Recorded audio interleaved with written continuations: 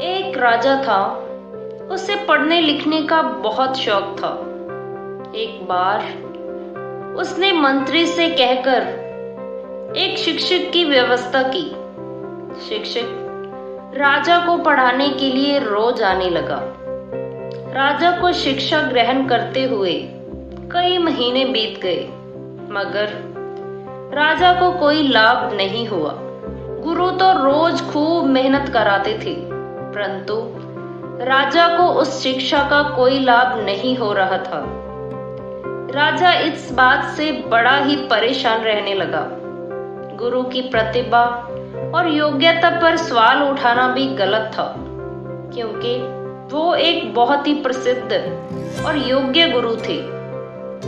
आखिर एक दिन उसने यह बात रानी को बताई, तो रानी ने राजा को सलाह दी, आप इस सवाल का जवाब गुरुजी से ही क्यों नहीं पूछ लेते। लेकिन राजा भी गुरुजी से यह बात पूछने से संकोच करते थे। एक दिन हिम्मत करके गुरुजी के सामने अपनी जिज्ञासा रखी कि हे गुरुवर, क्षमा कीजिएगा, मैं कई महीनों से आपसे शिक्षा ग्रहण कर रहा हूं, पर मुझे इसका कोई लाभ नहीं हो रहा है। आप मुझे बताइए कि आखिर ऐसा क्यों है। गुरुजी ने बड़े ही शांत स्वर में जवाब दिया, मेरे राजा, इसका कारण बहुत ही साधारण सा है। तो राजा ने कहा, गुरुवर, कृपया करके आप शीघ्र इस प्रश्न का उत्तर मुझे दीजिए। राजा ने गुरु के सामने विनती की। तो गुरुजी ने जवाब दिया, मेरे राजा, बहुत छोटी बात है, परंतु आप अपने बड़े होने के अहंकार के कारण इसे समझ नहीं पा रहे हैं और परेशान और दुखी हैं।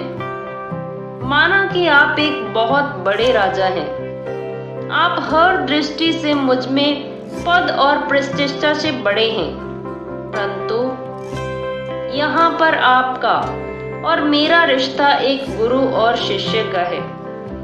गुरु होने के नाते मेरा स्थान आपसे उच्च होना चाहिए, परंतु आप स्वयं ऊंचे सिंहासन पर बैठते हैं और मुझे अपने से नीचे के आसन पर बिठाते हैं।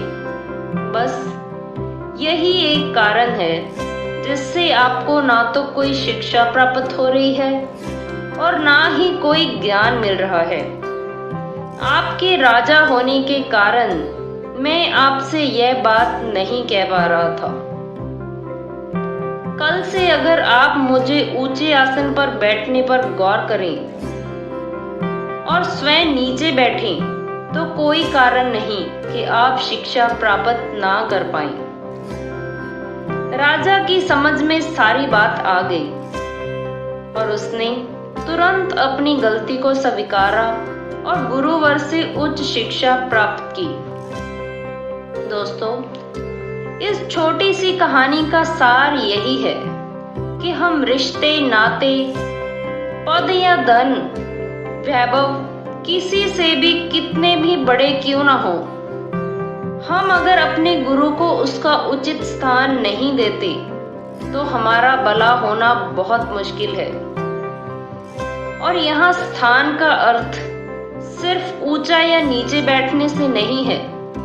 इसका सही अर्थ है कि हम अपने मन में गुरु को कितना स्थान दे रहे हैं। क्या हम सही मायने में उनको सम्मान दे रहे हैं या खुद के ही श्रेष्ठ होने का घमंड में जी रहे हैं। अगर हम अपने गुरु या शिक्षक के प्रति है भाव न रखेंगे तो हमें उनकी योग्यताओं और अच्छाइयों का कोई लाभ नहीं मिलने वाला। और अगर हम उनका आदर करेंगे, उन्हें महत्व देंगे, तो उनका आशीर्वाद हम पे हमेशा बना रहेगा। दोस्तों, मैं उम्मीद करती हूँ कि आपको ये कहानी बहुत पसंद आई होगी। आप चैनल को सब्सक्राइब करें ताकि आपको हमारी कहानियों की नोटिफिकेशन सबसे पहले मिलती रहे। आपकी अच्छी सेहत और अच्छे फ्यूचर की कामना करते हुए मैं लेती हूँ आपसे विदा। मिलते हैं आपसे अगली वीडियो में।